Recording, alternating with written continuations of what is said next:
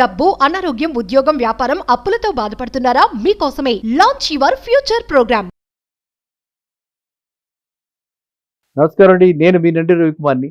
చాలామంది అడుగుతున్నారు, ప్రస్తుతము అంటే అనిశ్చల పరిస్థితులలో రియల్ ఎస్టేట్లో, అంటే తెలంగాణ రియల్ ఎస్టేట్లో ఎక్కడ పెట్టుబడి పెడితే బాగుంటుంది, అసలు ఎక్కడ పెట్టుబడి పెట్టాలి అని అడుగుతున్నారు. సో ఇది చాలా అంటే చెప్పాలంటే ఈ పరిస్థితులు ఎప్పుడు కూడా ఎవరు ఊహించినటువంటి పరిస్థితులు మనకు వచ్చాయి.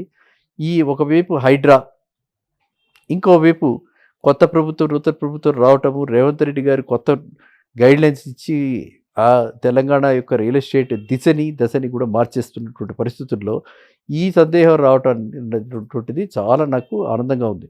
ఎందుకంటే ఇది ఆలోచింపజేస్తోంది మనుషుల్ని.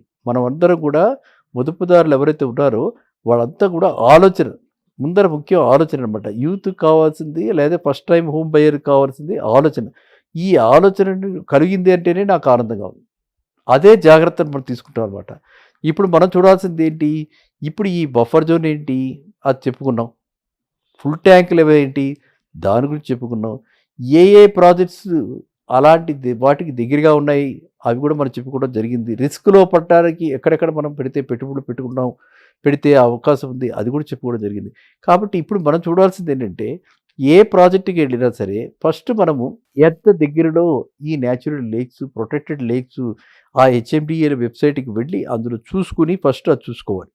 నెక్స్ట్ ఏ ప్రాంతాల్లో అభివృద్ధి చెందడానికి ఇప్పుడు మారిన ప్రభుత్వం, ప్రస్తుతం ఉన్న ప్రభుత్వం ఏ ప్రాంతాలపై దృష్టి సారిస్తుందో చూడాలి. నెంబర్ 1 నా ఉద్దేశంలో నెంబర్ 1 ఇది వరకటి నుంచి ఇప్పటికి షిఫ్ట్ అయింది. నెంబర్ 1 ఏంటంటే ఏఐసిటీ ఆర్టిఫిషియల్ ఇంటెలిజెన్స్ హబ్ ఎక్కడ పెడుతున్నారు.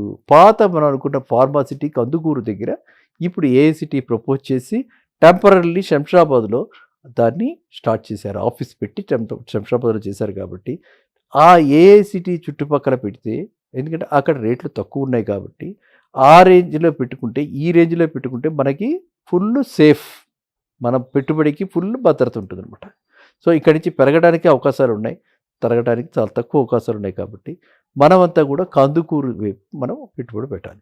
ఇంకొక విషయంగా చూస్తే మెట్రో ఫేజ్ 2 ఆల్రెడీ అప్రూవ్ అయిపోయింది. క్యాబినెట్ నిర్ణయం కూడా మొన్న వచ్చేసింది. సో మనకి ఎప్పుడైతే మెట్రో కనెక్టివిటీ డెవలప్ అవుతుందో, మెట్రో ఈ శ్రీశైలం హైవే మీద వాళ్ళు కనెక్టివిటీ టు శంషాబాద్ వాళ్ళు ప్రపోజ్ చేశారు. కాబట్టి ప్రస్తుత ప్రభుత్వం అప్ టు కందుకూరు ఈ మెట్రో లైన్ వస్తుంది అంటున్నారు. కాబట్టి ఆ విధంగా కూడా రాబోయే కాలంలో కందుకూరుకి కనెక్టివిటీ పెరుగుతుంది. ఒకవైపు ఏఐసిటీ, ఇంకోవైపు మెట్రో కనెక్టివిటీ, ఇవి రెండు ఉన్నాయి. కాబట్టి Kandukur and that place totally, కందుకూరుకు వెళ్తే ఒకసారి ఎవరికైనా సరే తుక్కుగూడ నుంచి కందుకూరు దాకా వెళ్తే అందరికీ తెలుస్తుంది ఏంటంటే చక్కటి వాతావరణం, ఫుల్ ఆఫ్ గ్రీనరీ, పర్యావరణం చాలా బాగుంటుంది, చక్కటి ఆక్సిజన్ లెవెల్స్ ఉంటాయి, ఏ రకమైన పొల్యూషన్ లేదు. అటు వాటర్ పొల్యూషన్ లేదు, ఇటు గాలిలో వాయు పొల్యూషన్ ఎటువంటిది లేదు. కాబట్టి వాయు కాలుష్యం లేని, నీటి కాలుష్యం లేని, నీరు చక్కగా లభిస్తున్నటువంటి ప్లేసెస్లో వన్ ఆఫ్ ది ప్లేసెస్. కాబట్టి నియరెస్ట్ టు సిటీ కాబట్టి, అండ్ అఫోర్డబుల్ రేంజ్లో 15,000 రూపాయలకు ఆ రేంజ్లో చక్కటి హెచ్ఎండిఏ లేఅవుట్లు ఉన్నాయి. కాబట్టి మీరంతా కూడా కందుకూరు మీద ఫస్ట్ దృష్టి సారించండి. ఓకే. అండ్ మనం ఇప్పుడు చెప్పుకునేది, నేను పర్టికులర్గా ఎప్పుడు కూడా నేను సామాన్య మానవుడి గురించి ఎక్కువ ఆలోచిస్తాను. కాబట్టి నేను ఎప్పుడు చెప్తుంటే సెలబ్రిటీని కాదు, ఒక మీ శ్రేయోభిలాషి అండి. ఆ దృష్టిలో మీ శ్రేయోభిలాషిగా ఫస్ట్ నా యొక్క choice Kandukur. Next choice manufacturing zone, central government project కింద తయారయ్యి సెంట్రల్ గవర్నమెంట్ ఆల్రెడీ అనౌన్స్ చేసి బడ్జెట్ కూడా దానికి అలొకేట్ చేసింది. కాబట్టి జహీరాబాద్ చుట్టుపక్కల, కామ్కోల్ జహీరాబాద్ ఆ చుట్టుపక్కల పెట్టుబడి పెట్టండి. ఓకేనండి. అక్కడే మనకి వాక్సన్ యూనివర్సిటీ అని చెప్పి ఇంటర్నేషనల్ యూనివర్సిటీ కూడా ఉంది, ఆల్రెడీ వచ్చేసింది అది. సో వాక్సన్ ఒకవైపు లెఫ్ట్ సైడ్ వాక్సన్ యూనివర్సిటీ, ఇంకోవైపు కామ్కల్, తర్వాత మనకి జహీరాబాద్, ఈ కాసింపూర్, ఈ ఏరియాస్లో కనుక మనం పెట్టుబడి పెడితే అక్కడంతా కూడా అరౌండ్ సేమ్ 10,000 రూపీస్ కంటే కూడా ఎక్కువ లేదు. డిటీసీపీ ఇక్కడంటే కందుకూరు దగ్గర 15,000 దాకా, అక్కడికైతే 10,000 పెట్టాలి. అండ్ బాంబే హైవేకి దగ్గరగా ఉంటుంది, అండ్ 100 కిలోమీటర్స్ లోపల సిటీకి దగ్గరగా ఉంటుంది. అండ్ ఇంకా చెప్పాలంటే పటాన్చెరు లాంటి ప్లేసెస్కి, మనకి పటాన్చెరు దాకా మనకి ఈ మెట్రో ఫేజ్ 2 కనెక్టివిటీ ఉంటుంది కాబట్టి అక్కడ దాకా రావడానికి అక్కడి నుంచి 50 కిలోమీటర్లు అండ్ అంత బ్రాడ్ రోడ్లో రావడానికి మనము టైం చాలా తక్కువ తీసుకుంటుంది. కనెక్టివిటీ రాబోయే కాలంలో ర్యాపిడ్ బస్సెస్ ఇవన్నీ కూడా రాబోతున్నాయి కాబట్టి second place if you ask me is that ఏది అరౌండ్ కాంకోల్ జహీరాబాద్ అక్కడ పెట్టుబడి పెట్టండి. ఇంకా థర్డ్ ప్లేస్కి వస్తే వికారాబాద్కి వెళ్ళే దారిలో వికారాబాద్ ఒక టూరిస్ట్ హబ్లా టూరిజంకి చాలా బెనిఫిట్స్ ఈ గవర్నమెంట్ ప్రస్తుత గవర్నమెంట్ 50% రేట్స్ తగ్గించి అట్రాక్ట్ చేయడానికి టూరిజం స్పాట్స్లో సెక్యూరిటీ పెంచి టూరిజం స్పాట్స్లో ఫుడ్ ఈ ట్రెడిషనల్ ఫుడ్ వచ్చేలా చేస్తూ ఎన్నో రకాలైనటువంటి ఆలోచనలతోటి ప్రస్తుత గవర్నమెంట్ ఉంది కాబట్టి ఈ టూరిజం సెంటర్స్ అన్నీ కూడా ఏవేవైతే టూరిజం ప్లేసెస్ ఉన్నాయి వికారాబాద్ కానివ్వండి యాదాద్రి మన టెంపుల్ అయితే ఉంది టెంపుల్కి కింద కూడా చాలా డెవలప్మెంట్ ప్లాన్ చేశారు కాబట్టి అక్కడ కానీ ఈ రెండు ప్లేసెస్లో మనం ఎక్కడ పెట్టుబడి పెట్టినా కూడా అంటే థర్డ్ ప్లేస్ వికారాబాద్ వైపు పెట్టుకుని ఫోర్త్ ప్లేస్ వికారాబాద్ అంటే నవాబ్పేట వైపు పెట్టుకోవచ్చు రీజనల్ రింగ్ రోడ్డు కూడా ఉంది అక్కడ లేకపోతే మోమిన్పేట పెట్టుకోవచ్చు రీజనల్ రింగ్ రోడ్డు చాలా దగ్గరగా ఉంది.